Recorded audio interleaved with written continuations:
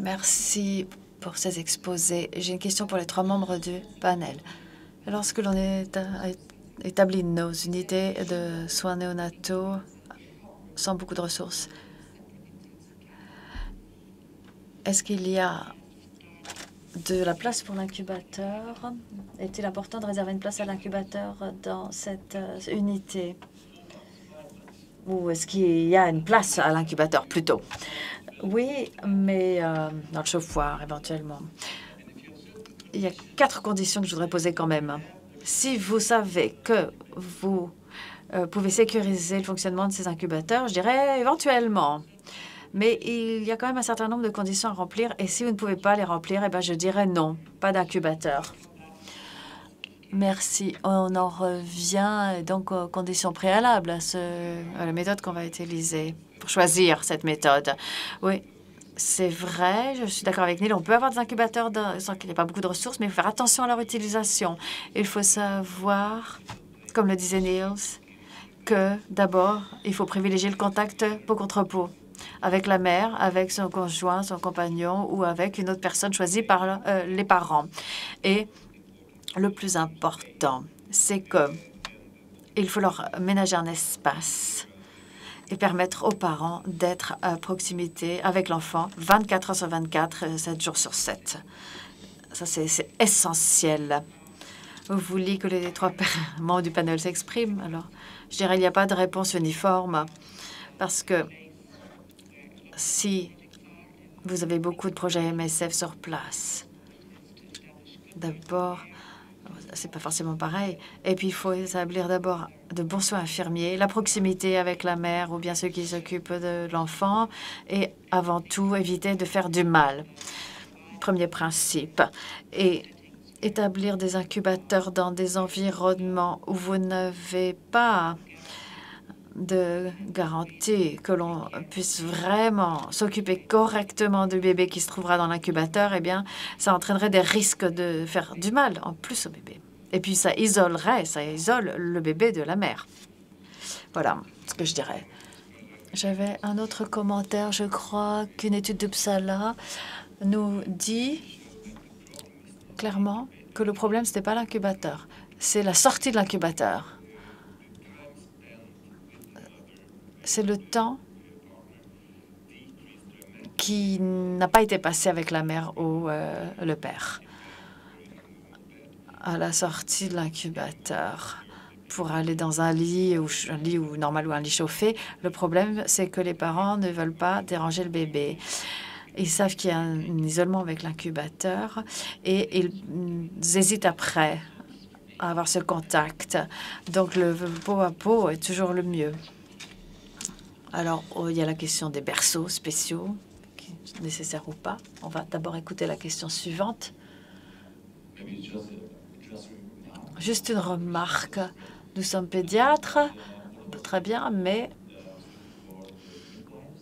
qu'en est-il des sages-femmes et obstétriciens dont on n'a pas du tout parlé? Or, je pense que là, il faut vraiment coopérer avec ces personnes-là de manière très étroite. Oh, je ne pense pas que quiconque ne soit pas d'accord avec ça. Vous avez tout à fait raison. On ne peut rien faire pour s'occuper des nouveau-nés sans impliquer les infirmiers, les obstétriciens, les sages-femmes. Donc, tout le personnel de santé amené à être en contact avec les mères et les nouveau-nés, pas seulement, bien sûr, les pédiatres. Là aussi, c'est plutôt une remarque. Je saisis l'occasion pour souligner l'importance des remarques sur le cortisol. Je voudrais insister. Correction.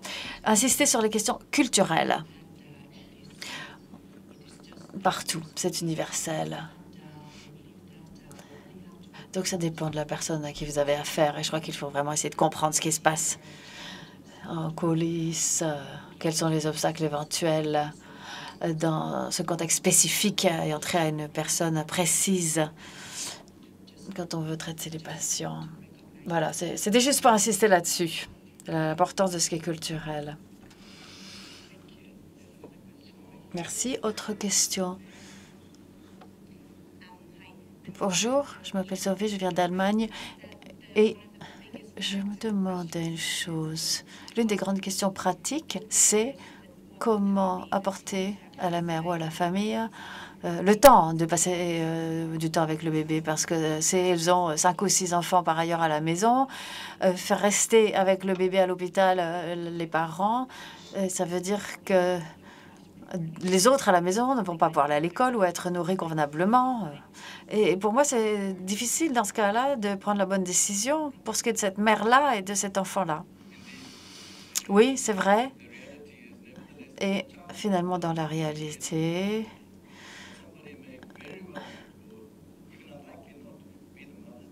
il y aura quand même quelqu'un à la maison qui va s'occuper des enfants. En Afrique, souvent, ce n'est pas la mère. Bon, on a vu tout à l'heure la femme qui a des jumeaux et un bébé de 6 mois.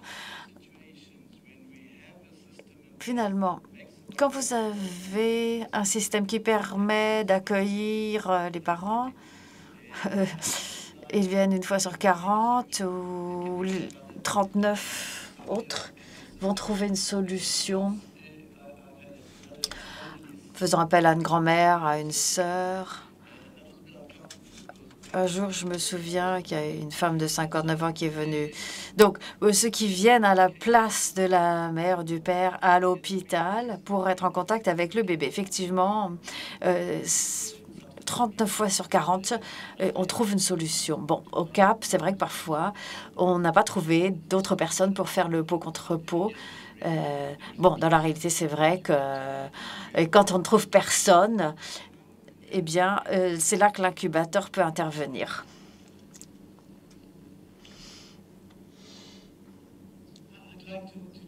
Donc, c'est bien dans 39 cas sur 40 que l'on trouve une solution. J'avais 2 remarques sur les cas de figure que j'ai vus récemment. L'incubateur, d'abord. J'ai du mal à imaginer son utilité. La dernière fois, je l'ai vu au Yémen et il y avait l'expertise pour utiliser l'incubateur. Mais ça marchait bien quand tout allait bien par ailleurs. Mais en zone de conflit, quand l'électricité est coupée, quand tout le monde n'est pas disponible tout le temps, ce n'est pas la même chose. Donc, je pense qu'il faut établir des catégories. Telle ou telle chose. Bon, en fonction des niveaux de revenus des pays, c'est bien d'avoir ces catégories, mais ça ne s'arrête pas là. C'est plus compliqué que ça. Et quand c'est disponible, quand c'est possible, le pot contre pot est très bien.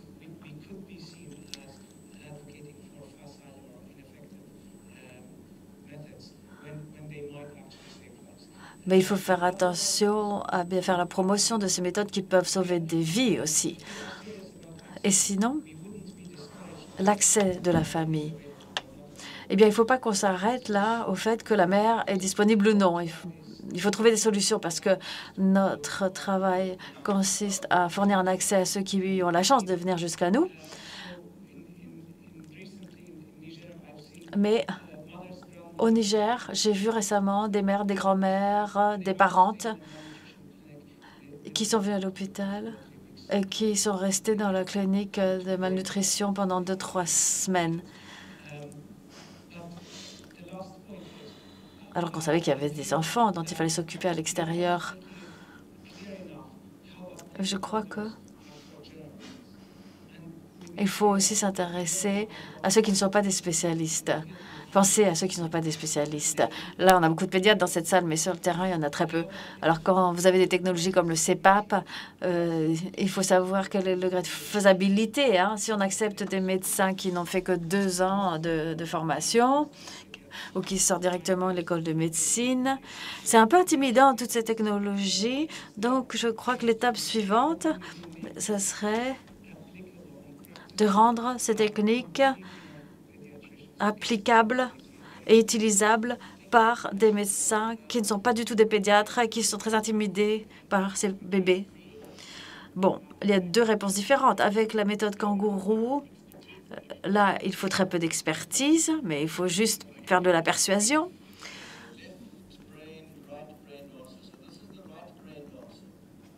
Alors là, j'utilise mon hémisphère droit du cerveau plutôt. Quand vous faites du contact peau contre peau, ce qui se passe, c'est que le bébé ouvre les yeux et vous avez un contact entre lui et la mère dans le regard. Et même en regardant ce bébé, enfin, vous d'ailleurs, quand on croise le regard de quelqu'un, ça vous dégage de l'oxytocine. Et c'est une bonne chose. Ça fait du bien. Et la mère va être rassurée parce qu'elle est tout contre son bébé. Et elle pourra vous rassurer aussi. Bon, je peux vous parler plus longuement de ce que vous devez faire aussi, vous. Mais voilà déjà l'oxytocine. Donc, alors, pour les prématurés, c'est sûr que ce n'est pas facile. Il y a des projets chez MSF qui prévoient le traitement CPAP. Dans mon expérience, il y en a, mais je sais que dans la plupart des cas, avec MSF, actuellement, c'est pas possible d'avoir cette technique. Mais nous sommes en train nous discutons, enfin, on parle d'une mortalité des nouveau-nés inférieure à 30%. Et moins de patients meurent par an dans la population des bébés de faible poids. Les bébés qui décèdent avant 5 ans le font dans les 24 premières heures en général par asphyxie, ceux qui ont avalé aussi méconium. Mais de nouveau, il s'agit souvent prématurés de très petits poids. Je crois que ça vaut la peine d'y réfléchir. Mais j'espère que je vous ai bien montré quand même que je suis plein d'espoir vis-à-vis du potentiel pour ces petits bébés. Et il doit être possible d'apprendre à administrer le CPAP avec le bon débit et d'administrer l'oxygène dans les quantités adéquates. Merci beaucoup. Je voulais que vous résumiez, s'il vous plaît, en 2 mots, quelles sont les conditions minimales. Est-ce qu'il faut une radio? Est-ce qu'il faut suivre le pH? Quels sont les critères, hormis la formation du personnel au CPAP? Qu'est-ce que vous en pensez? Je ne dis pas non plus que c'est inscrit dans des tablettes de pierre. Non, non, pas du tout. Alors, il ne faudra pas forcément me citer après. On n'a pas besoin, je pense, de radio au départ. Le risque thoracique est quand même un peu exagéré avec le CPAP. Finalement, c'est pas une question de CPAP et de radio. C'est plutôt le radio par rapport aux nouveau-nés prématurés. Bon, moi, tout ce matériel me plaît, bien sûr, mais on peut faire beaucoup avec un moniteur de saturation. Ça c'est vraiment incontournable. Donc, on est tous d'accord. Pas d'oxygène s'il n'y a pas un bon suivi de la saturation, surtout chez les prématurés. D'accord. Allez-y. Question suivante. Merci, Mats. Merci, Niels, pour ces exposés très instructifs. Je ne sais pas si c'est une question d'hémisphère gauche ou droit du cerveau. Moi, je suis néonatologiste. Mais là, il s'agit plutôt d'anthropologie. Pourquoi est-ce que l'on sépare le bébé de la mère dans tellement de cultures du monde? D'où provient cette pratique? Est-ce qu'il y a un raisonnement, une explication rationnelle? Et d'après votre expérience, apparemment, quand même, ça dépend du contexte. Il faut bien comprendre les convictions de telle ou telle culture. Merci d'avoir posé cette question. En fait, les anthropologues ont fait des études, des recherches sur cette question. Il y a eu des publications et 167 sur 168 cultures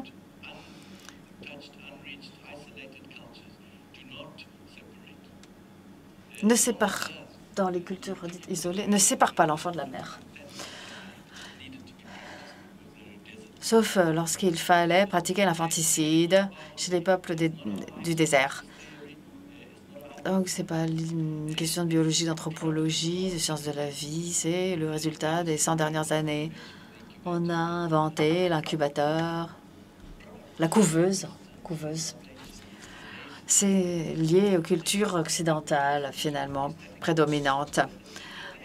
Et finalement, c'est vrai qu'il ne faut pas s'arrêter aux cultures actuelles. Il faut regarder ce qui se faisait il y a 2 ou 3 générations plus tôt. Donc, merci pour la remarque.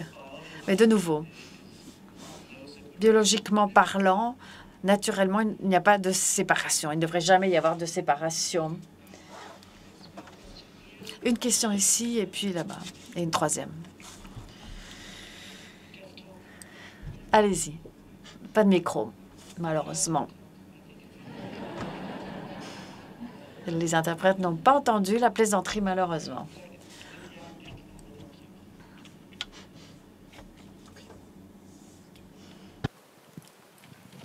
Can I talk now? Yes. Thank you. Thomas Brunen, neonatologist in Stockholm. Bonjour, je travaille à Stockholm et dans ces contextes à faibles ressources, on a souvent le problème de l'hygiène. Lorsque les parents viennent dans ces unités en néonatologie qui sont très chargées. Donc, y a-t-il des risques de tuberculose, tout cela? Ou d'autres maladies? Est-ce que c'est un risque de faire entrer les parents dans le service? Est-ce qu'il y a des conditions à avoir, des douches, des toilettes, l'approvisionnement en eau potable? Bon, pour MSF, vous êtes dans des contextes difficiles et vous l'avez accepté. Et la définition que je présente du contact peau à peau, c'est une définition biologique. Les soins ne changent pas. Si vous ne vous laviez pas les mains, eh bien, changez de technique et lavez-vous les mains, c'est évident. Mais est-ce que la peau à peau fait augmenter le nombre d'infections en soi? C'est ça la question. Ici, on a très peu de preuves. Ça ne fait pas augmenter ou réduire le nombre d'infections. C'est exactement la même chose. Mais les infections sévères, on les voit beaucoup moins. Et la clé, c'est que ce n'est pas... On ne peut pas voir ça de manière isolée. Je peux dire que le contact peau à peau, il vient avec le lait de la mère. Et donc, au niveau microbiologique, sans séparation, là, je crois qu'il y a Maria Domingos-Bellos qui fait ce type de recherche actuellement sur la protection des microbiologies. Mais ça vient aussi de la synergie qu'on a avec le lait maternel. Donc cette synergie du contact peau à peau et de l'allaitement, je ne l'ai pas dit tout à l'heure, mais on utilisait au début souvent le lait d'autres mamans. Après, on a arrêté à cause du VIH. Alors, il y a aussi des choses qui entrent en jeu au niveau du contexte. Mais les infections ne sont pas aggravées par le contact peau à peau. C'est différent quand c'est sporadique, il y a beaucoup de trafic, de circulation par rapport à un environnement contact peau à peau constant, finalement. Là, il y a une différence, par contre.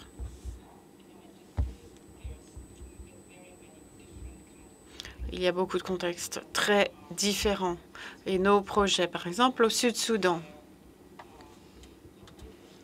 ce que nous avons fait là-bas, c'est qu'on a limité le nombre de personnes qui pouvaient venir voir le bébé. Et la mère, évidemment, elle a toujours accès au bébé. Et les bébés, quand ils sont dans le même lit que la maman, la question ensuite, c'est l'hygiène du service en général. Ce n'est pas le fait qu'il y ait plein de gens qui viennent. Bien sûr, plus il y a de gens qui viennent, plus il y a les problèmes dont vous avez parlé. Mais il faut trouver une moyenne, en fait.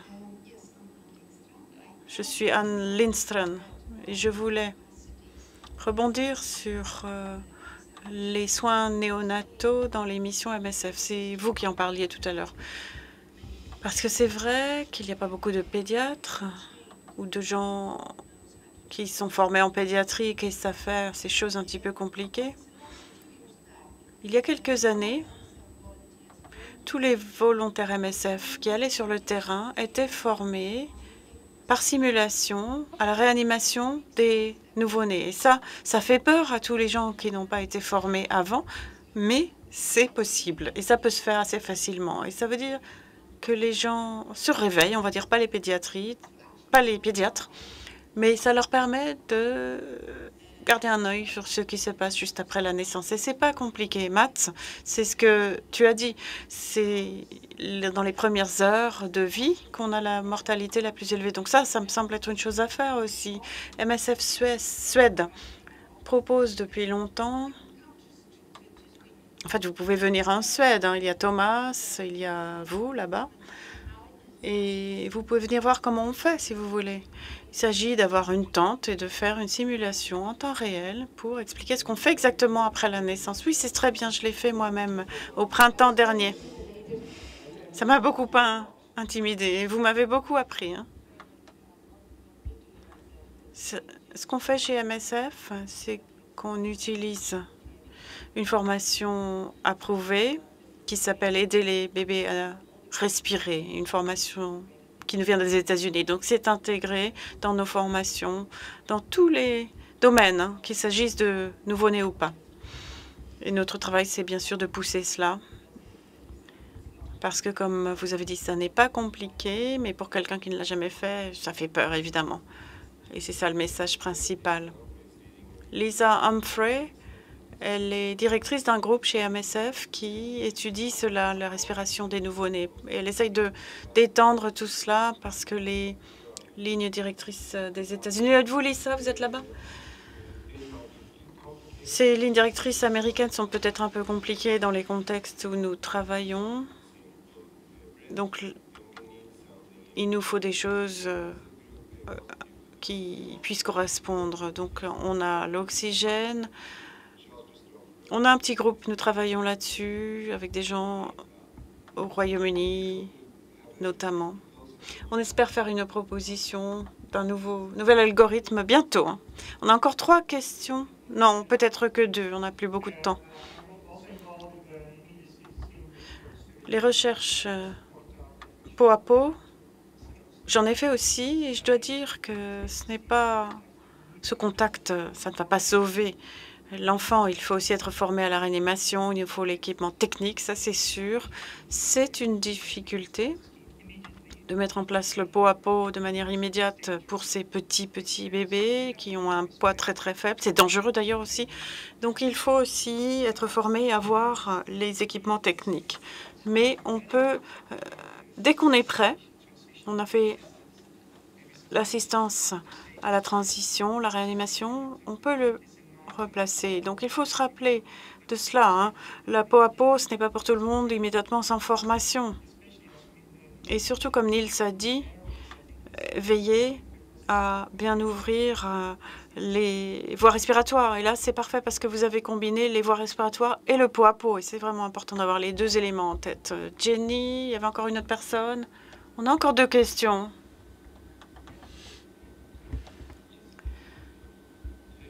Une question très rapide. Est-ce qu'il y a... Au sujet de la dépression postpartum, par rapport au pot à pot ou au kangourou, la méthode kangourou, est-ce que vous avez eu ce problème de dépression postpartum ou est-ce que vous proposez ça à toutes les mamans? Je ne connais que 2 essais randomisés contrôlés qui se sont faits au Brésil et au Canada. Au Canada, on a eu un score de 7 dans le groupe de contrôle et 4 dans le groupe d'intervention à la première visite anténatale. 2-3 heures, donc contact peau à peau très précoce. Au Brésil, les résultats, je ne me rappelle plus exactement. On a utilisé 100 mamans, il me semble. Donc, mais personne ne s'est posé cette question sur la dépression postpartum. Mais au niveau purement biologique, ce que j'ai présenté, le rôle de la dopamine, la sérotonine et toutes ces hormones c'est logique ici de voir que le pot à pot, ça pourrait aussi entraîner un effet de protection. Une question très courte à poser à Niels. À votre avis, quel est le meilleur environnement de soins pour les nouveau-nés et surtout par rapport au tétanos? Nous en avons beaucoup. Le tétanos? Ok.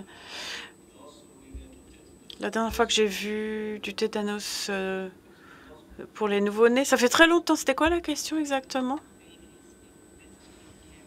Où est-ce qu'il faut s'occuper de ces bébés, ceux qui souffrent de tétanos? Je ne sais pas. J'ai vu beaucoup de tétanos chez les nouveau-nés avant le pot à pot. Je n'ai jamais essayé de combiner les deux choses. Je ne sais pas, je n'ai pas la réponse.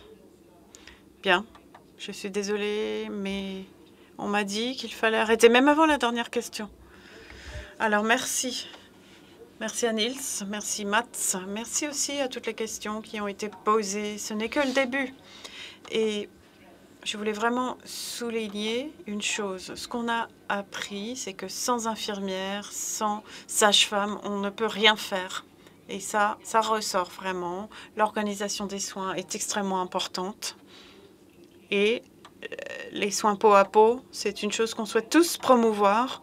Néanmoins, il y a des difficultés, des obstacles. Et il est important d'en parler. Parce que l'espace, la place, c'est une chose dont on manque dans nos hôpitaux en général. Chez MSF, on n'a pas de place, souvent. C'est un problème. Merci beaucoup, en tout cas.